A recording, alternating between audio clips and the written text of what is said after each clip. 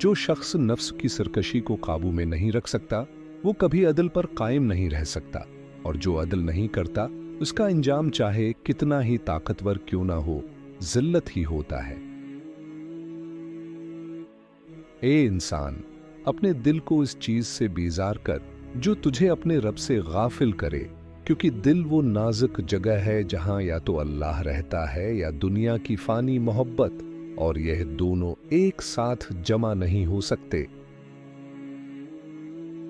जब तुम देखो कि तुम्हारे अमल दूसरों पर असर नहीं डाल रहे तो समझ लो कि तुम्हारी नीयत में कमी है, क्योंकि खालिस नीयत वो आग है जो अल्फाज के बगैर भी दिलों को जला देती है।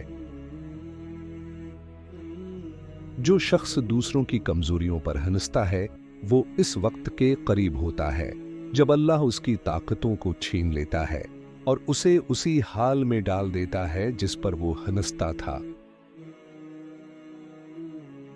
इज्जत माल में नहीं, मकाम ज़बान में नहीं, और ताकत जिस्म में नहीं, बल्कि इज्जत उस वक्त है जब तू दूसरों को मुआफ करे, मकाम उस वक्त है जब तू झुक जाए, और ताकत उस वक्त है जब तू बर्दाश्त करे।